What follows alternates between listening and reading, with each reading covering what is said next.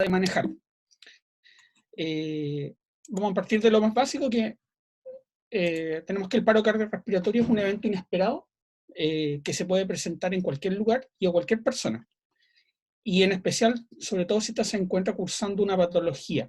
Por tal razón, es importante que los centros de salud y sobre todo las unidades de paciente crítico tienen que estar preparados para actuar en forma competente, organizada y siempre contando con los materiales necesarios. ¿Y cómo lo vamos a definir? Es una definición operacional, es el cese de la actividad mecánica cardíaca y que va a tener un sustrato clínico, ¿no? Que está confirmado por la ausencia de pulso detectable, sin respuesta a estímulo y apnea o respiraciones agónicas en un paciente importante, aunque es de perogrullo, que tenía pulso presente al ingreso, ¿ya? Es importante eso, que es un concepto que el paro es un diagnóstico clínico. Entonces, acá una hoja de ruta de lo que vamos a hablar, fundamentalmente el marco teórico de lo que tiene que ver con el paro. Y es importante que de aquí en adelante, y los que nos vemos enfrentados a esto, nos basamos en un manejo ordenado, que no solamente tiene una implicancia clínica, práctica, operativa, sino que también incluso tiene, no en Chile, pero en otros países tiene un sustento legal. O sea, si alguien reanima basado en estas guías, independiente de los resultados, se protege desde el punto de vista médico legal. ¿Y qué cosa es importante con respecto al paro? Que, bueno, es una patología que genera 30.000 muertes fuera de un hospital en Estados Unidos, por ejemplo, que los que tienen mayor registro.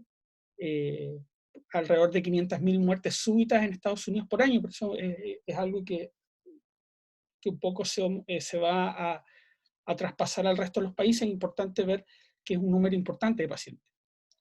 Es importante considerar que la mayor parte va a estar dado, y como lo vamos a revisar más adelante, por fibrilación ventricular, sobre todo, bueno, desde el punto de vista de nosotros, de cardiología, porque la fibrilación ventricular es la arritmia más frecuente en el paciente cardiológico crítico. Es importante que un tema que se ha tratado de solucionar, que menos de un tercio de este tipo de pacientes recibe reanimación cardiopulmonar por parte de los testigos, ¿no? Y otra cosa importante, que menos de la mitad de este poco porcentaje está bien realizada. Por lo tanto, siempre la supervivencia va a ser baja. Lamentablemente una patología que tiene baja supervivencia. Y antes está este concepto de la supervivencia, que era el retorno a la circulación espontánea, que lo van a ver en estas siglas, que es el ROSC. Pero ya es un concepto que viene hace un par de años acuñándose, pero que todavía no está bien integrado en el ADN, que es la supervivencia, pero sin secuelas neurológicas hasta la alta hospitalaria, que eso es el concepto y el principal objetivo de la reanimación cardiopulmonar, sobre todo la avanzada. Acá lo mismo, 36% de causas de muerte para los americanos por paro súbito cardíaco. Es importante, y ¿qué es lo que en qué nos vamos a basar? En el soporte vital cardiovascular avanzado, ¿ya? Que el objetivo, como les mencionaba, es el tratamiento definitivo del paro cardiorrespiratorio, hasta que se restablece la función respiratoria y cardiovascular. Y es importante, esto se hace mucho hincapié. Estas guías fundamentalmente lo que hacen es ordenar el manejo, y que precisa un equipamiento adecuado y un personal formado, y que va específicamente a comprender, por decirlo, al papá de esto, que es el BLS, que es el soporte básico, pero que va a continuar con las maniobras. Y ahí entramos nosotros: drogas, antiarrítmicos, paso activo, el estudio de la etiología, y otro tema que es muy importante, que son los cuidados post-paro cardiorrespiratorio. Algunas palabras, porque es importante, no pueden ir separados la RCP básica de la RCP avanzada, porque como se puede ver en este gráfico, cuando la RCP es indicada por un testigo, el porcentaje de pacientes que va a sobrevivir pasados los minutos siempre proporcionalmente va a ser mayor. Por eso es importante, parte del soporte vital avanzado es recibir a un paciente con una buena RCP básica, y que puede ser iniciada, por ejemplo, en sala o en servicio de urgencia, etc. Es importante lo mismo que vemos esta gráfica, que este es el porcentaje de sobrevida, el tiempo al primer shock, que ahí lo vamos a, qué importancia tiene eso, lo vamos a revisar más adelante. Si no tiene una RCP precoz, siempre las curvas son de sobrevida son menores.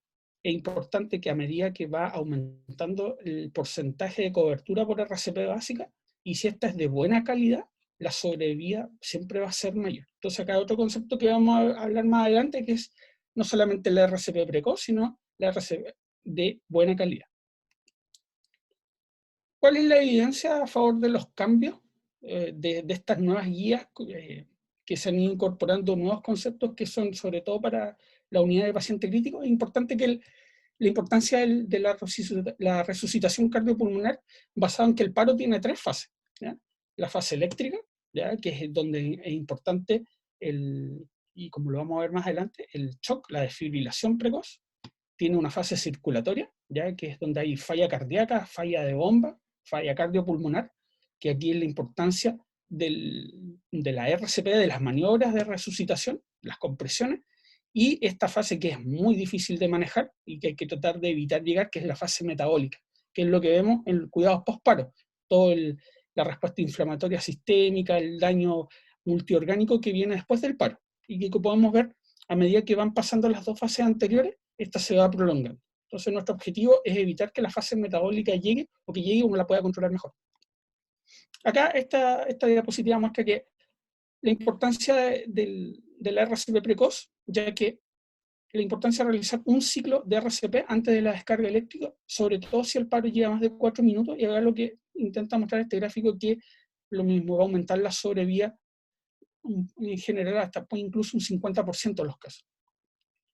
Y otra cosa que es importante, que el RCP previo, independiente, transforma, por decirlo así, el ritmo cardíaco y lo hace más susceptible de desfibrilar. Por eso es importante, un poco como de introducción a este tema, que donde estemos, y sobre todo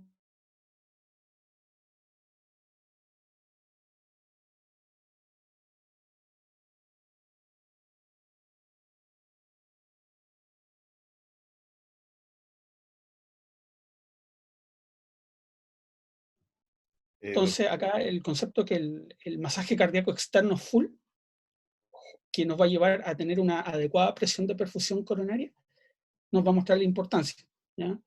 Del porcentaje de pacientes que Doctor, van a... Dime. se silenció un ratito en la diapositiva anterior. ¿Esta? Sí, Ya, no, mira, lo importante... y me escuchas bien, ¿no? sí.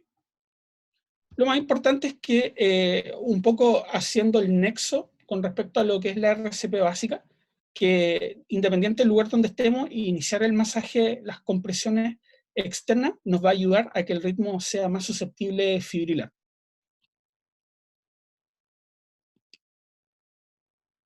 Y un poco lo mismo en general. ¿Y por qué va a ocurrir eso? Porque al tener un masaje cardíaco externo completo, eso va a ayudar a mejorar la presión de perfusión coronaria. ¿Ya? Y eso a su vez va a generar mayor susceptibilidad eléctrica a la desfibrilación, que es como nuestra primera meta en relación con el manejo del paro. ¿Ahí se escucha bien? Sí, sin ningún problema. Súper. Y otra cosa importante, porque el masaje cardíaco va a tener una importancia, es que en general el masaje cardíaco puede llegar, bien ejecutado, en un 30% de los pacientes puede llegar a generar un gasto cardíaco bastante bueno, bastante cercano al normal, entre 1.7 y 2.2 litros por minuto. Por eso es importante lo que les mencionaba de la RCP básica. Un poco lo mismo, en general, en los nuevos protocolos que incluyen el masaje cardíaco externo, muestran que a medida que en cualquier tipo de ritmo se realiza en forma precoz, va a generar mayor porcentaje de pacientes que vuelven a circulación espontánea. Ahora, entrando un poco de lleno a lo que nos convoca hoy día a la reunión, tenemos que tener presente que para la RCP avanzada está el objetivo es el tratamiento de estos 4 ritmos que se determinan como ritmos letales, ¿ya? El más importante de todo y el que vemos con mayor frecuencia, la fibrilación ventricular. Está dado en el 80% de los casos de paro cardiorrespiratorio y sobre todo, bueno, es sobre el 95% de los casos extrahospitalarios porque fundamentalmente está relacionado como arritmia del infarto agudo del miocardio. Y después los otros ritmos que tenemos que diagnosticar es la taquicardia ventricular sin pulso y los 2 ritmos no desfibrilables, por decirlo así, que es la actividad eléctrica sin pulso o lo que antiguamente se conocía como la disociación electromecánica y la asistolía, que es otro, dije a paciente en otro contexto. Entonces acá lo que vamos a encontrar va a ser un ritmo letal, que es la asistolía. Esto puede ser una actividad eléctrica sin pulso también. Es importante que el diagnóstico es importante hacer hincapié que siempre el diagnóstico es clínico. Hay que palpar el pulso independiente del ritmo eléctrico que tengamos en el monitor. La fibrilación ventricular es importante saber reconocerla. La vamos a reconocer fundamentalmente porque es un ritmo caótico, no mantiene una línea isoeléctrica y no hay una actividad coordinada eléctricamente. Y vamos a encontrar en los primeros estados de la fibrilación ventricular ondas gruesas y posteriormente a medida que se va generando depresión a nivel de las células miocárdicas, va a generar una línea de fibrilación ventricular fina, que posteriormente puede pasar a una asistolía. La taquicardia ventricular, en general la que vamos a encontrar, la monomorfa, fundamentalmente es una taquicardia de QRS ancho, regular, que habitualmente está sobre 140 latidos por minuto, donde no vamos a encontrar onda P, y vamos a tener la taquicardia ventricular polimorfa, que se llama, el otro nombre que tiene es la torsión de punta, fundamentalmente que también es una taquicardia con un complejo QRS ancho, y que si la podemos ver, si la pudiésemos imaginar, va girando sobre un eje, por eso se llama torsión de las puntas. Vamos a tener en una polaridad, por decirlo así, inferior, posteriormente polaridad superior, y va también variando en lo que tiene que ver el ancho del QRS. Con respecto a la RCP avanzada, que es la terapia con lo que vamos a tratar a los pacientes que va a estar presentando este tipo de ritmos letales, la definición operacional es que son maniobras realizadas para restablecer la ventilación y la circulación eficaces para la estabilización hemodinámica en un paciente que ha sufrido un paro. Entonces acá se acuñan 2 conceptos, que es restablecer ventilación y circulación de manera eficaz. ¿Y qué va a incluir? Son acciones y procedimientos para una ventilación y una circulación efectiva. Incluye el monitoreo cardíaco, la detección y tratamiento de estas arritmias letales, la importancia también de la instalación de una vía venosa y la administración de medicamentos. Es importante acuñar este concepto que, aparte, tiene que ser de alta calidad, ¿ya? De lo más básico, que son compresiones torácicas con una frecuencia y una profundidad adecuada, que nos permite una expansión torácica completa entre las compresiones. Importante, que yo creo que es una cosa donde todavía tenemos que ir corrigiendo, que es minimizar las interrupciones y los tiempos sin compresión torácica. Y otra cosa importante, que es evitar la ventilación excesiva. Entonces, entrando un poco del punto de vista operativo, tenemos el diagnóstico de lo que ya revisamos anteriormente, el diagnóstico de paro, perdón. Entonces es importante entregar oxígeno y rápidamente conectar a un monitor, un desfibrilador. Y ahí lo que tenemos que identificar, si vamos a tener, este es un concepto que es importante, si hay ritmos que son desfibrilables, o en otras, si son corregibles eléctricamente, otra forma de decirlo. Entonces acá inmediatamente tenemos que ir a los 2 conceptos. Vamos a tener fibrilación ventricular, acá podemos tener una taquicardia ventricular, ya sea mono o polimorfa, es importante que si eso se considera y está diagnosticado, inmediatamente, si es un paro presenciado, recurrir a la descarga, ¿ya? Y posteriormente, siempre, luego de la descarga, CPR o resucitación cardiopulmonar, masaje, 2 minutos. Y establecer rápidamente una vía endovenosa o intraósea, ¿ya? Esas son las dos alternativas. Nos vamos a dirigir en este sector del algoritmo. Y posteriormente, al terminar el primer ciclo de masaje, chequeamos el ritmo. Si nuevamente el ciclo o el ritmo es descargable, uno procede y le aplica una segunda descarga, ¿vale? Y posteriormente reiniciar, una vez finalizada la descarga, nuevamente con compresiones. Considerar, en estos casos, si el paciente no ha vuelto o no hay pulso palpable, epinefrina, ¿ya? Cada 3 a 5 minutos. Y acá recién es importante considerar la vía aérea avanzada. Y un concepto que vamos a revisar un poco más adelante, la capnografía. Y después, posteriormente, el algoritmo sigue. ¿Es el ritmo descargable? Sí, se le da nuevamente una descarga. Si el paciente continúa en fibrilación ventricular o en taquicardia ventricular, considerar amiodarona y empezar rápidamente, en forma paralela, esto va en forma paralela, a tratar las causas reversibles. Entonces, comentarios importantes. Siempre la prioridad es el masaje cardíaco externo. Esto es súper importante. Yo creo que muchas veces nos detenemos en esto, que no hay, que es después, tras de que en la desfibrilación no hay que reanalizar el ritmo. Uno descarga e inmediatamente masaje cardíaco externo. Otra cosa que es importante tener presente, no empecinarnos en el manejo de la vía aérea avanzada. ¿Ya? Hasta acá, manejo, como ustedes pueden ver en el algoritmo, manejo de la vía aérea no invasiva. Cánula, oro o nasofaringea y una buena ventilación con bolsa mascarilla, un buen sello. Es importante que si la vía aérea no está asegurada, no hay un tubo puesto o un dispositivo supraglótico, las ventilaciones tienen que ser asincrónicas, ¿ya? En forma paralela hay que preparar drogas, preparar la vía aérea avanzada y pedir ayuda. No sé si hay dudas hasta el momento.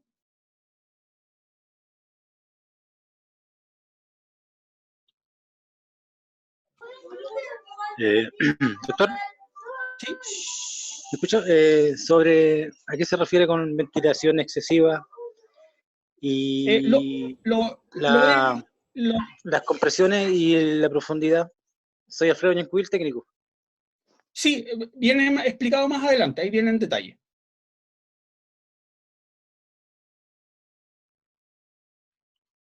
Ok.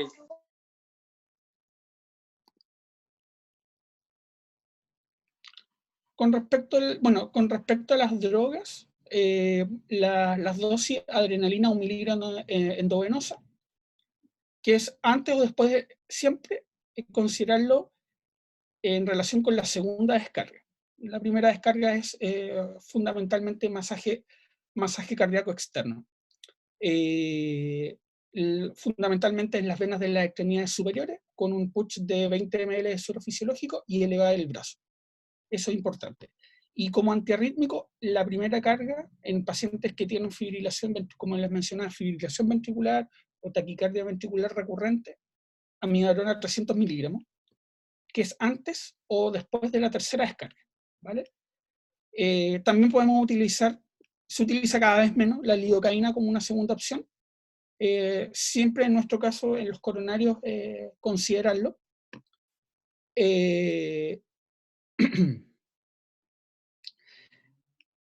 Y una cosa que es importante, una vez que el paciente ha retomado el ritmo espontáneo, infusión de DRIP, que en la guía lo menciona, que es la infusión continua de amiodarona, independiente del tipo de paro. como profilaxia antiarrítmica en un paciente que ya se ha recuperado.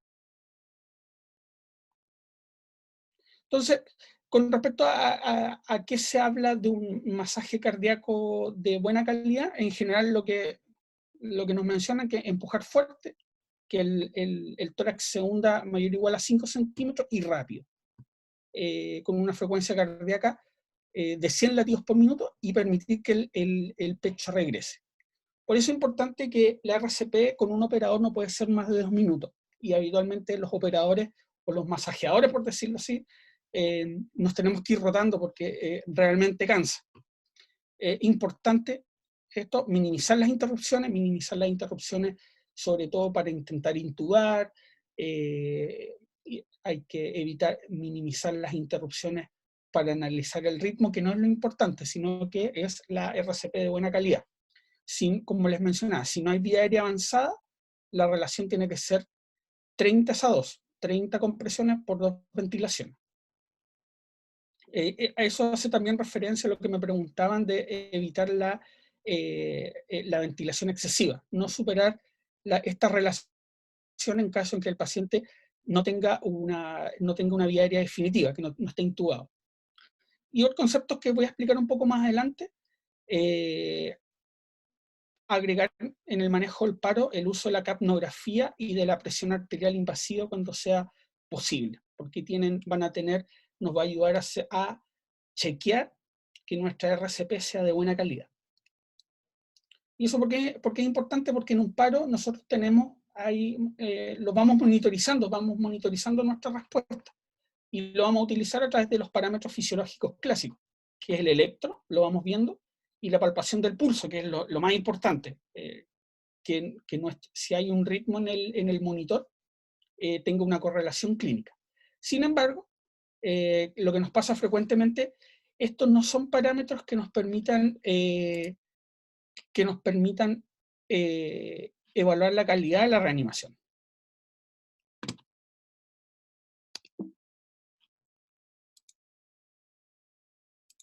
Para eso tenemos dos conceptos, que es la capnografía o la medición cuantitativa del CO2 expirado y la presión de perfusión coronaria.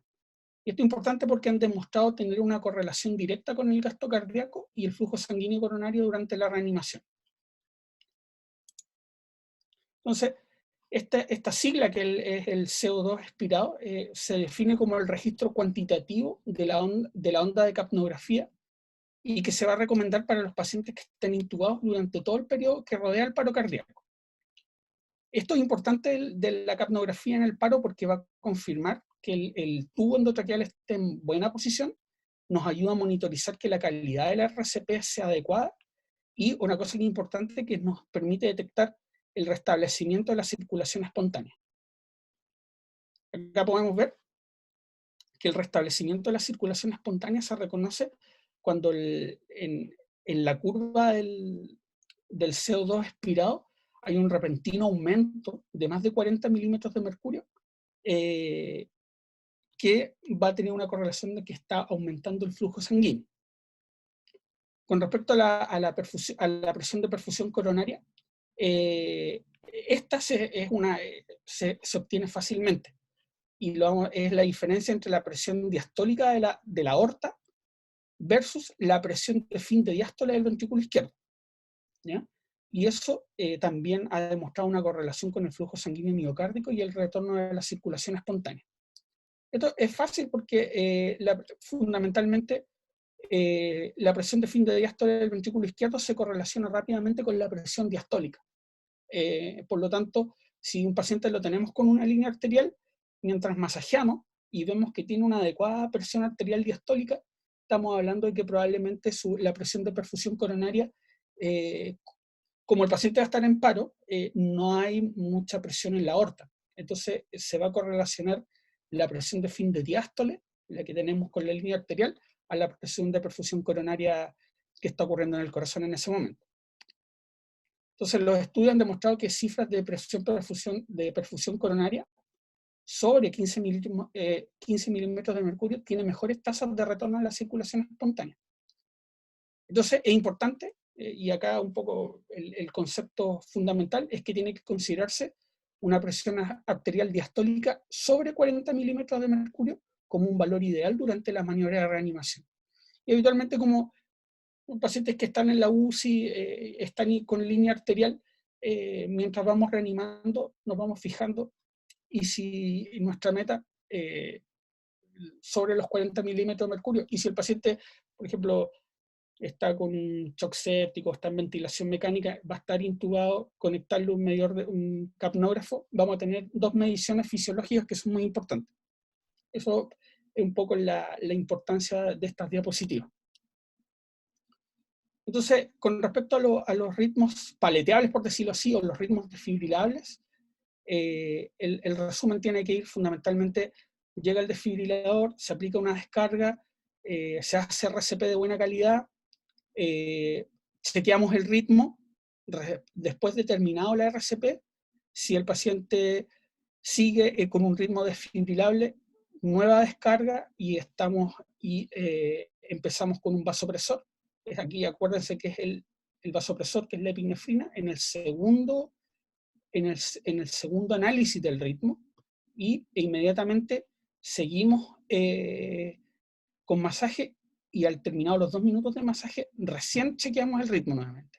Y si el paciente sigue en fibrilación ventricular o en taquicardia ventricular, consideramos el antiarrítmico, en este caso amiodarona, lo desfibrilamos y seguimos RCP. Y ahí posteriormente vamos a los cuidados o vamos a chequear el ritmo.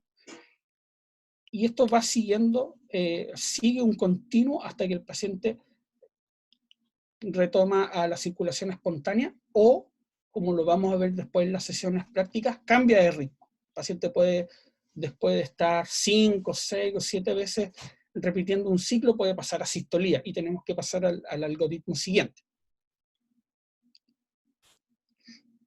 Algunas palabras con respecto a por qué usamos amiodarona. Porque la amiodarona se vio en estudios ya más o menos antiguos que aumenta la sobrevida en relación a cuando el paciente ingresa en paro, o ingresa en el sentido de ingresa a las maniobras de reanimación. Sobre todo cuando la respuesta más importante, cuando es un ritmo que es en fibrilación ventricular y se compara con lidocaína, tiene una gran ventaja, y sobre todo en aquellos pacientes que tienen un ritmo diferente a fibrilación ventricular, donde la respuesta de amiodarona pareciera ser mejor. Por eso utilizamos amiodarona en vez de lidocaína como primera opción. Con respecto a las desfibrilaciones, tenemos que tener presente, y aunque suene de perogrullo, que los ritmos que son descargables son solamente la fibrilación ventricular y la taquicardia ventricular sin pulso. Esos son, o la taquicardia ventricular, que es muy rápida también, que genera compromiso hemodinámico. Y tenemos que tener presente que hay 2 tipos de desfibrilación, con corriente monofásica, que son los antiguos, y los corrientes bifásicas, que son, por decirlo así, los nuevos, pero ya llevan varios años en la práctica. Un poco recalcando lo mencionado anteriormente, si el paro es un paro presenciado en general, o un paro que lleva menos de 4 minutos de evolución, damos la primera descarga de iniciado el paro. Si el paro no es presenciado, no sabemos en cuánto tiempo está en paro, o la reanimación va más allá de 4 minutos, primero hacemos masaje, un ciclo de masaje, y posteriormente desfibrilamos. Y es un poco a lo mencionado al principio, que en los paros que ya llevan un par de minutos, el masaje cardíaco externo aumenta las chances de tener una desfibrilación exitosa. Entonces, ¿cuáles son los tipos de desfibriladores? Tenemos, bueno, el monofásico, que la carga máxima son 360 joules, que se utiliza en el 70% de los casos de paro, y el bifásico, que dependiendo del fabricante, en general van entre 120 a 200 joules. que se utilizan sobre el 85% de los casos. ¿Y cuál es este concepto de mono o bifásico? Monofásico habla de que la corriente eléctrica se entrega en una sola dirección, que va en dirección de las paletas. A eso se refiere, como podemos ver acá. Va entre la paleta que está en el ápex a la que se pone en el esternón o en la línea medio clavicular. Y la corriente bifásica es la que tiene un comportamiento tanto positivo como negativo.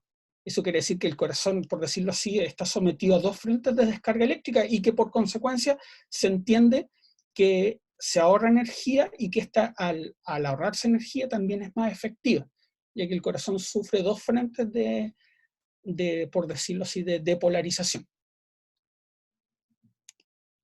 Estos son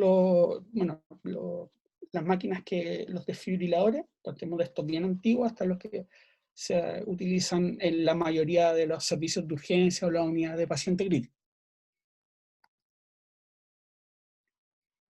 Ahora, ¿por qué es importante la comparación entre mono o bifásicos? Porque los estudios de eficacia, que los mostramos en este eje, muestran que la eficacia del primer shock en los bifásicos pareciera ser de 67 versus un 48%, y para el retorno a la circulación espontánea también habría una diferencia que es estadísticamente significativa con respecto a los bifásicos. Entonces, ¿qué cosa es importante considerar con respecto a los desfibriladores? Si bien todos nos hemos fijado que las paletas de los equipos de desfibrilación vienen rotuladas como Apex y Sternón, la guía americana hablan de que esta no es la posición correcta, ¿ya? Y eso ¿y cuánta importancia tiene eso? Es mucha, porque fundamentalmente tiene que ver con la dirección de la onda de descarga.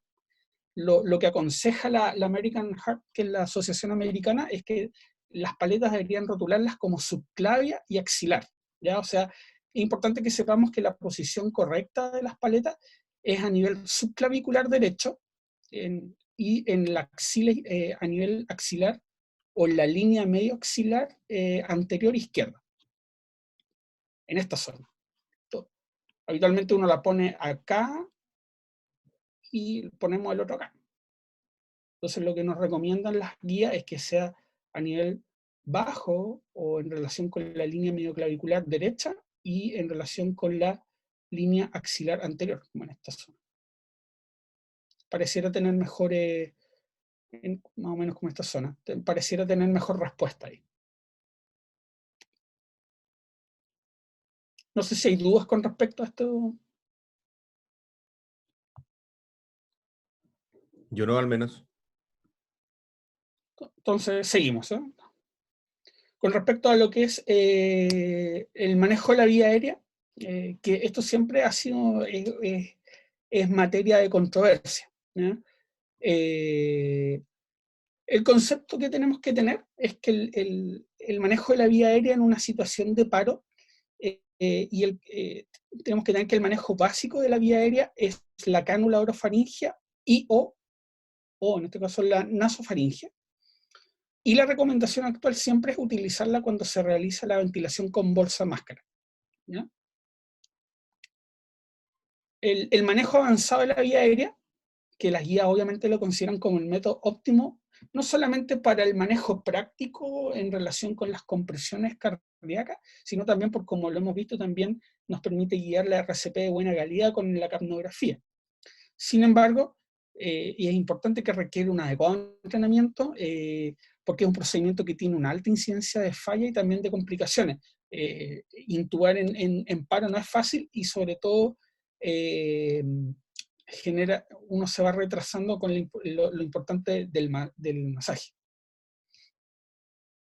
Entonces, algunas palabras con respecto a esto es cuándo instalar una vía aérea avanzada. Entonces, con un médico entrenado que pueda manejar la vía aérea con un tubo endotraqueal o un dispositivo supraglótico sin detener las compresiones torácicas. Eso es lo ideal. Y bueno, este es un tema tan controversial que la guía americana, esta es la guía del ACLS, concluye que no es posible recomendar el momento ideal para instalar la vía aérea avanzada. Y siempre esto va a quedar al criterio, ¿ya? Entonces la recomendación va a depender del entrenamiento y las competencias del operador. Pero yo creo que una de las cosas que tenemos que, como los mensajes que hay que sacar de esto es que el manejo de la vía aérea avanzada no es una de las prioridades. Y con respecto a cómo tenemos que ventilar en un paro, oxígeno al 100%, con un volumen corriente de 500 a 600 ml que nos da la bolsa, ¿eh? Y importante, la relación de las compresiones y las ventilaciones para evitar la sobreventilación, 30-2 en un paciente sin vía aérea avanzada y de 8 a 10 ventilaciones por minuto los pacientes que están con un tubo, ¿vale? Con respecto a los ritmos no desfibrilables, que es todo un tema, aquí vamos a encontrar el otro subgrupo de ritmos letales, que es la actividad eléctrica sin pulso, ¿ya? Que tenemos ritmo al electro, pero no hay pulso palpable en el paciente, y la asistolía. Estos son ritmos que no se descargan. Eso es un concepto que es importante. Entonces acá podemos ver qué es lo que nos dice el algoritmo. Tenemos asistolía o actividad eléctrica sin pulso. Inmediatamente iniciamos las compresiones. Reanimación cardiopulmonar 2 minutos. Nuevamente establecemos un acceso endovenoso o intraóseo. Epinefrina cada 3 a 5 minutos. Y acá nuevamente, bastante parecido al anterior, considerar vía aérea avanzada, capnografía. Y si después de eso, acuérdense lo que se mostraba en las diapositivas iniciales, si con todo este manejo lo empezamos a masajear, lo ventilamos bien, hacemos todo el manejo, el ritmo es un ritmo que es descargable, porque esto va a ir cambiando. Si es un ritmo descargable, pasamos rápidamente al algoritmo anterior, ¿ya? Le aplicamos una descarga eléctrica, seguimos RCP y entramos al algoritmo de ritmo descargable. Si el ritmo sigue siendo no descargable, seguimos en asistolía o en actividad eléctrica sin pulso, inmediatamente vamos a la reanimación cardiopulmonar, masaje, y acá una cosa que es muy importante, que es buscar las causas reversibles. De hecho, es más importante en este tipo de algoritmo que en el anterior que vimos de ritmos descargables. ¿Y cuáles son las causas reversibles? Estas dos son las más importantes. Habitualmente el paro por actividad eléctrica sin pulso va a responder o a hipoxia o a hipovolemia. Ya la otra cosa que es importante ir considerando, que uno tiene que ir haciendo como el checklist en forma paralela: acidosis, si hay alteraciones del potasio, hipo o hipercalemia, hipotermia, neumotórax a tensión. Por ejemplo, el paciente está en la UCI, le pusimos un catéter y de repente cae en paro. Una posibilidad es que con el catéter venoso central se le genere un neumotórax. Entonces es importante tenerlo considerado. Taponamiento para nosotros, sobre todo por cirugía cardíaca, paciente que llega y hace paro en asistolía o una actividad eléctrica sin pulso. Yo creo que todos lo hemos visto taponado. Toxina, TEP, esto de trombosis pulmonar, es el TEP, el tromboembolismo pulmonar, o la trombosis coronaria, el infarto. Un paciente con una complicación mecánica por infarto hace una asistolía, o un paciente que se infartó, que hizo fibrilación ventricular, que no se reanimó, el paso siguiente es asistolía. Entonces, esos son importantes. El concepto es que este tipo de ritmos, los no descargables, los no choqueables, tienen causas reversibles, y que una parte importante son rápidamente tratables. Y acá, como comentarios de este algoritmo, es que habría que darle un poquito más de prioridad como son causas potencialmente reversibles, establecer una vía aérea avanzada, tener una buena vía venosa para el manejo con antiarrítmico, y recalcando que la actividad eléctrica sin pulso es un signo clínico de que hay que corregir algo. Algo nos está pasando, algo está ocurriendo que nos generó este ritmo. Con respecto a la asistolía, bueno, es importante, las guías lo recalcan, hay una línea isoeléctrica, siempre antes de cualquier tipo de acción, chequear las conexiones, que el equipo esté calibrado, etc. Ha pasado, por eso es importante, aunque suene como muy básico, considerarlo. Entonces, en ritmos no descargables, importante es solucionar la causa, diagnóstico diferencial, contextualizar al paciente. Lo que antiguamente se conocían como las 6H y las 6T. Hipovolemia, hipoxemia, hidrogenión, que tiene que ver con acidosis, hipohipercalemia, hipoglicemia, siempre importante, hipotermia, y las 6T, taponamiento, trombosis coronaria, el tromboembolismo pulmonar, neumotórax a tensión, tóxicos y el trauma. Un resumen del manejo de la sistolía y de la actividad eléctrica sin pulso. Contratamos el paro, iniciamos la reanimación cardiopulmonar, masaje. Igual pedimos el desfibrilador. Una vez terminados los 2 minutos, chequeamos el ritmo.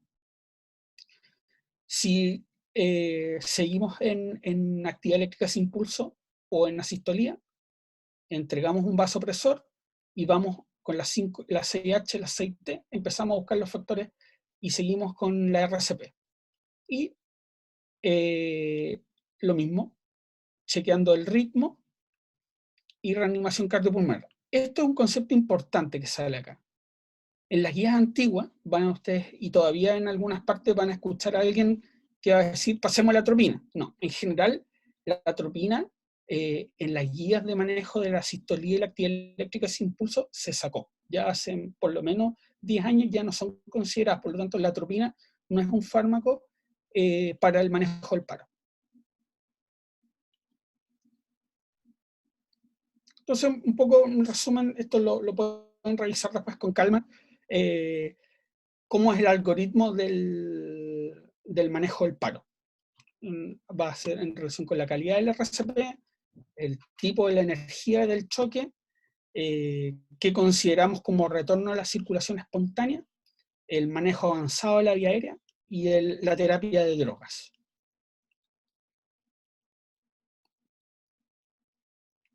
Un poco lo mismo, un resumen del algoritmo del ACLS. En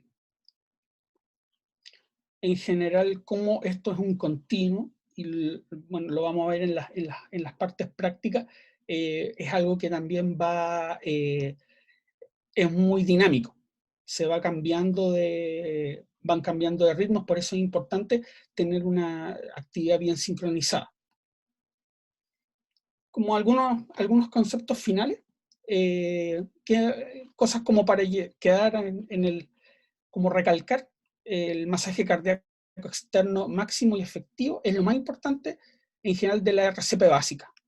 Entonces, considerar mínimas interrupciones, el masaje mientras llega la carga del desfibrilador, mientras pensamos, mientras preparamos drogas y mientras se prepara el equipo de la vía aérea. O sea, masaje y sin interrupciones.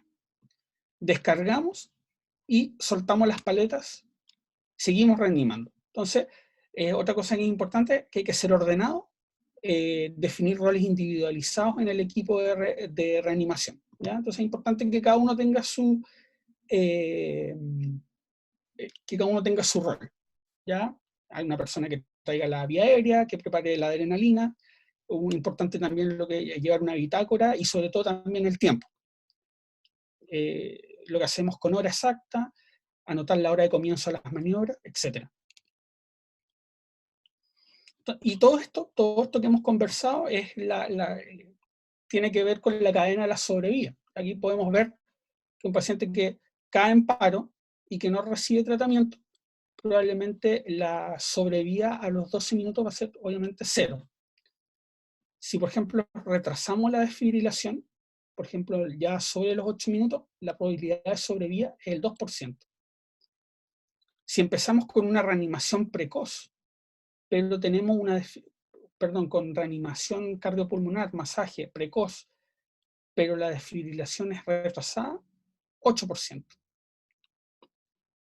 Aquí tenemos el concepto, si llamamos, pedimos ayuda, empezamos con el masaje externo y desfibrilamos precozmente, 20%.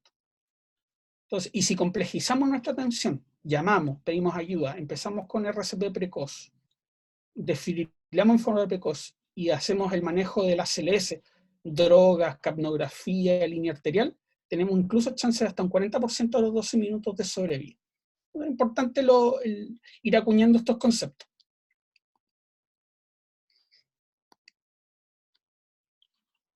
Y en relación a eso, las probabilidades de volver a circulación espontánea, acá lo vamos viendo en relación con cuánto nos demoremos en iniciar nuestra terapia. Si es antes de los 2 minutos, 80% de éxito. Si a los 4 minutos, 60%, y así, a medida que van pasando los minutos, van disminuyendo las chances de tener éxito con nuestros pacientes. Un poco lo mismo, la sobrevida va disminuyendo a medida que más se demora la desfibrilación.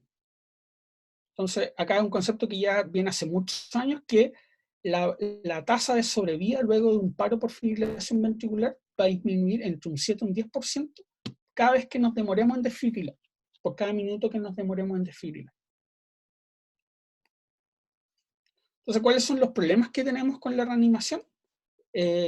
Reciben muchas veces un masaje escaso y mal realizado, muchas interrupciones, vías venosas, chequear el ritmo, al intubar, sobreventilamos, empezamos a apurar la ventilación en desmedro del masaje cardíaco externo, priorizamos el manejo avanzado de la vía aérea por sobre todas las cosas, muy precoz y en desmedro, y como dice la guía, si bien no hay un tiempo, en el algoritmo está como en el segundo, incluso en el tercer ciclo.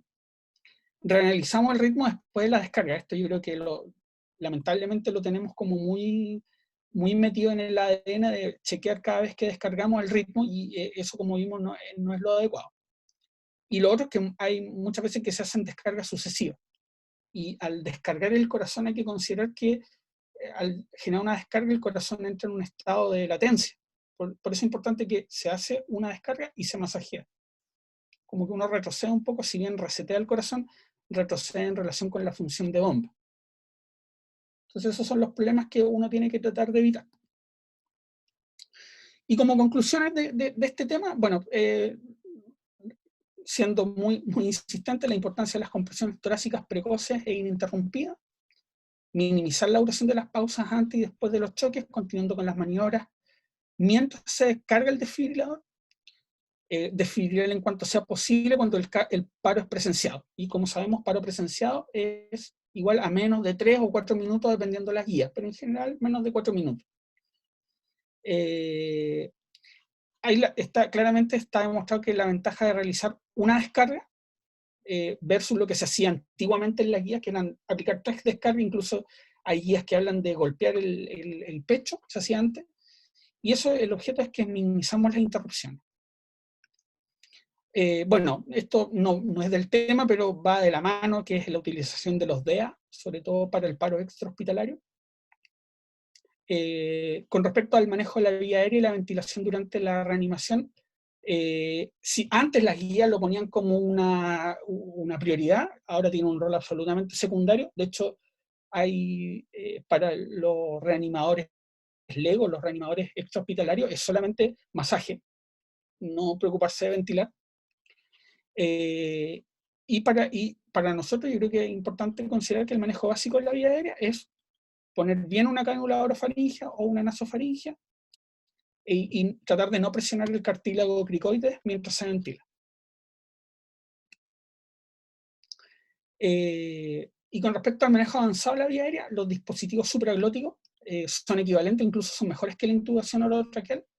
Y es importante acá, ya si tenemos un dispositivo avanzado en la vía aérea, la capnografía, para chequear que esté bien puesto nuestro dispositivo. Porque igual perdemos, por ejemplo, cuando no tenemos capnógrafo, perdemos tiempo ocultando que el tubo haya quedado bien, que no haya quedado monobronquial. Entonces son cosas donde uno va perdiendo y lo podemos solucionar con el capnógrafo para la monitorización, ¿ya? Y lo mismo, oxígeno al 100%, volumen corriente de 500 a 600, las mismas relaciones, que es importante, 30:2, sin vía aérea avanzada y de 8 a 10 para los pacientes que la poseen. Entonces es importante intentar en todo momento minimizar las interrupciones de las compresiones torácicas. Eso quería contarles, no sé si hay dudas, me imagino, preguntas. Gracias, doctor, por su presentación. Como bien dijo el doctor, damos paso a las preguntas. Por favor, el que tenga preguntas, prenda el micrófono y preséntese, por favor.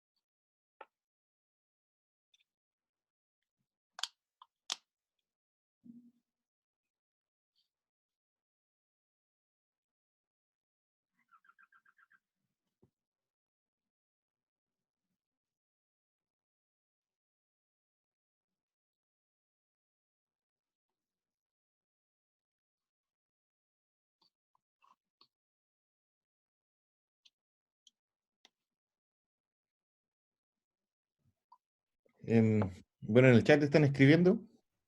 No tienen ¿Vale? preguntas, que la presentación estaba muy clara y que se agradece su presentación. Bueno, bueno, cualquier cosa, yo creo que esto va a quedar mucho más claro una vez que uno hace los pasos prácticos. Efectivamente, sí. Lo más probable es que van a ser simulaciones de alta fidelidad, así que todos están invitados. Prontamente vamos a dar las fechas para manejo de paro y momento en crisis. Buenísimo. Eso. Muchas gracias, doctor, por su tiempo. Ya, no, ¿de qué? Bueno, cualquier cosa, cualquier duda, bueno, la presentación te la hago llegar igual, Sí, por favor. ni un problema. Eso, muchas gracias. Disculpen, se me Ya, olvidó porque que era esté muy feriado. bien. Nos vemos. Hasta Chao, luego. que estén bien. Gracias a todos.